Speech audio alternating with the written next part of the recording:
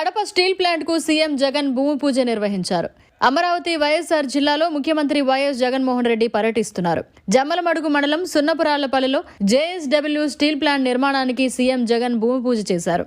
అనంతరం steel plant నమూనాను CM పరిశీలించారు. స్టీల్ ప్లాంట్ మౌలిక సదుపాయాలపై జరిగే సమావేశంలో పాల్గొన్నారు. తర్వాత అక్కడి నుంచి బయలుదేరి పులివెందుల చేరుకున్నారు.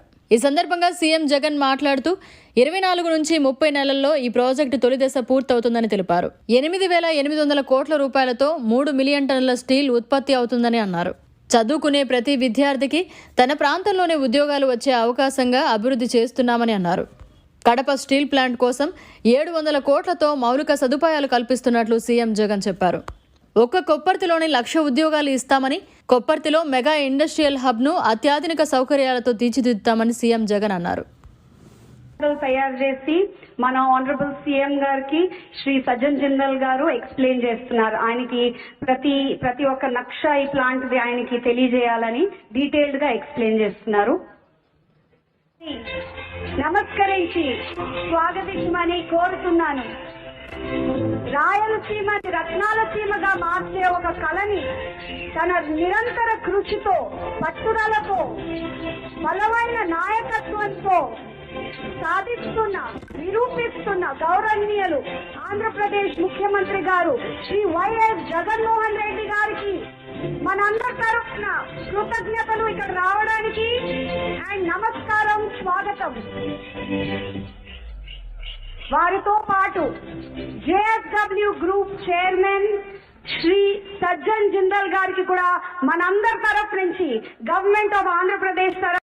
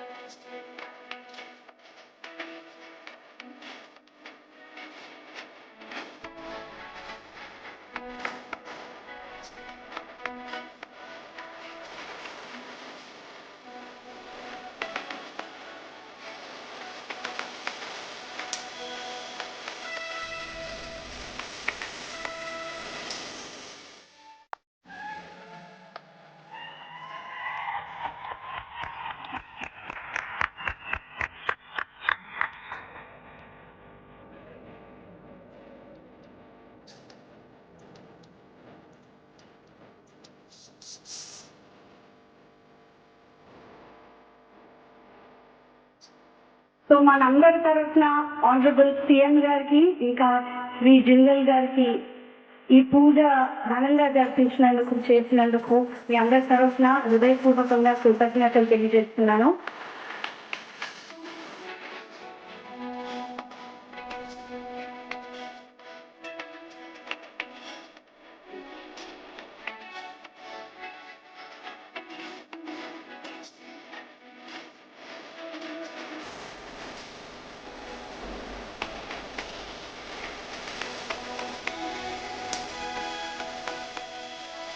It is my pleasure and privilege to thank on behalf of all YS Jaganmohan Reddy గారికి, JSW groups chairperson Sajjan Jindal గారికి, గౌరవ మంత్రివర్యులకు, స్థానిక శాసనసభ్యులు సుధీర్ రెడ్డి గారికి,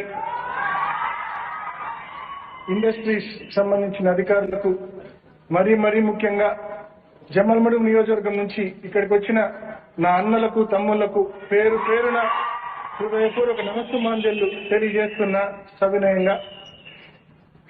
మన ప్రాంత ప్రజల చిరకాల కోరిక ఇవాళ సాకారమైతా ఉంది. దాదాపు 2007 సంవత్సరంలో అప్పట్లో మనందరి ప్రియతమ నాయకుడు దివంగత ముఖ్యమంత్రి డాక్టర్ వైఎస్ రాజశేఖర రెడ్డి గారు ఈ ప్రాంతంలో మరి ఉక్కు పరిశ్రమ తేవాలని చెప్పి సంకల్పించారు. మరి రాజశేఖర రెడ్డి గారు మరణించిన తర్వాత ఎక్కడ వేసిన గొంగళి అక్కడే అన్నట్లుగా పనులు ఆగిపోయాయి. మళ్ళీ ఇవాళ జగనన్న ప్రభుత్వం వచ్చిన తర్వాత ఎంతో ప్రతిష్టాత్మకంగా తీసుకొని ఎంతో శ్రమపడి జేఎస్డబ్ల్యూ వంటి పెద్ద గ్రూప్ ను ఒప్పించి ఇవాళ ఇక్కడ మనం భూమి పూజ చేసుకుంటా ఉన్నాం. సరిగ్గా 2-3 సంవత్సరాల్లో ఈ పనులన్నీ కూడా పూర్తయి ఈ 3 మిలియన్ టన్స్ పర్ యానం కెపాసిటీతో కూడినటువంటి ఈ స్టీల్ ప్లాంట్ పనులన్నీ కూడా పూర్తయి దాదాపు వేల సంఖ్యలో ఉపాధి అవకాశాలు ఇక్కడ రాబోతున్నందుకు నిజంగా గర్వంగా ఉంది, సంతోషంగా ఉందని చెప్పి మీ అందరికీ తెలియజేస్తా ఉన్నా. దాదాపుగా ఈ ప్లాంట్ కు సంబంధించి దాదాపుగా 67వ నంబర్ జాతీయ రహదారిని కలుపుతూ 7.5 కిలోమీటర్ల మేరకు 4 లేన్ల రోడ్డు వేసే కార్యక్రమాన్ని చేపడతా ఉన్నాము. ప్రొద్దుటూరు ఎర్రగుంట రైల్వే లైన్ కొరకు కొత్తగా మరో 10 కిలోమీటర్ల రైల్వే లైన్ నిర్మాణం కూడా జరుగుతా ఉంది. గండికోట రిజర్వాయర్ నుంచి 2 టీఎంసీల నీటి సరఫరా కోసం ప్రత్యేకంగా పైప్ లైన్ ద్వారా వీటి ప్లాంట్ కు నీటి సరఫరా కోసం కూడా కార్యక్రమాలు చేపడతా ఉన్నాం. నిరంతరంగా విద్యుత్ సరఫరా కోసం కూడా తలమంచిపల్లి సబ్ స్టేషన్ నుంచి ఈ ప్లాంట్ కోసం ప్రత్యేకంగా 220 kV లైన్ కూడా వేస్తా ఉన్నాం. ఈ రకమైన ఇన్ఫ్రాస్ట్రక్చర్ అంతా కూడా ఈ ప్లాంట్ కు ఇక్కడి దాకా తీసుకొచ్చే దానికోసం దాదాపుగా 700 కోట్ల రూపాయలు మనం ఖర్చు చేస్తా ఉన్నాము అన్న సంగతి కూడా చెప్పడానికి మీ బిడ్డగా గర్వపడతా ఉన్నానని చెప్పి సందర్భంగా తెలియజేస్తా ఉన్నా. ఇప్పటికే కొప్పర్తిలో మనం చేస్తా ఉన్న ఎలక్ట్రానిక్ మ్యానుఫ్యాక్చరింగ్ క్లస్టర్ లో 550 ఎకరాలు అక్కడ కేటాయింపులు చేసి ఎలక్ట్రానిక్ మ్యానుఫ్యాక్చరింగ్ క్లస్టర్ అక్కడికి తీసుకొచ్చి ఆ ఎలక్ట్రానిక్ క్లస్టర్ లో దాదాపుగా 10,000 కోట్ల రూపాయల పెట్టుబడులతో ఇప్పటికే పరిశ్రమలన్నీ కూడా వస్తా ఉన్నాయి. ఆ 550 ఎకరాలలో మొత్తంగా కూడా పాక్ అయిపోతే 1,00,000 మందికి ఉద్యోగాలు ఆ కొప్పర్తిలో ఎలక్ట్రానిక్ మ్యానుఫ్యాక్చరింగ్ క్లస్టర్ లోనే ఉద్యోగాలు వచ్చే ఒక గొప్ప కార్యక్రమాలు జరుగుతా ఉన్నాయి. అదే కొప్పర్తిలో జగనన్న మెగా ఇండస్ట్రియల్ హబ్ పేరుతో మరో 3,155 ఎకరాలను కూడా కేటాయింపు చేసి అక్కడ కూడా ఇండస్ట్రియల్ హబ్ విషయంగా అన్ని అడుగులు కూడా వేస్తా ఉన్నాం. తద్వారా 1,75,000 ఉద్యోగాలు అక్కడ రాబోయే సంవత్సరాలలో కూడా వచ్చే పరిస్థితిని క్రియేట్ చేస్తా ఉన్నాం.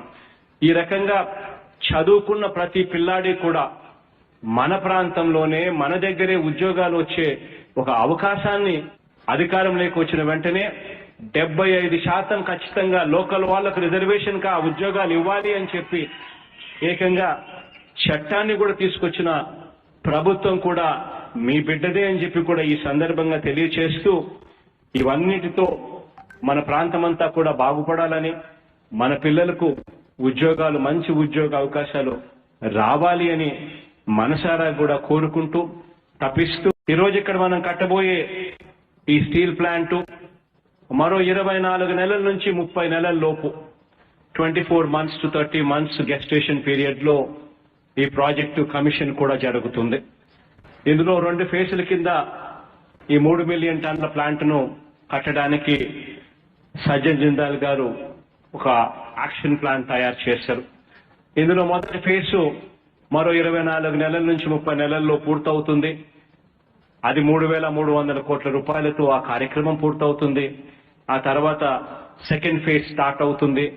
ఆ తర్వాత సెకండ్ ఫేజ్ ఆ తర్వాత మరో 5 సంవత్సరాలలో సెకండ్ ఫేజ్ కూడా మరో 5,000 కోట్ల రూపాయల పెట్టుబడితో మొత్తంగా 8,800 కోట్ల రూపాయల పెట్టుబడితో ఈ ప్రాంతంలో 3 మిలియన్ టన్నుల స్టీల్ ప్లాంట్ వేగంగా అభివృద్ధి జరుగుతుంది.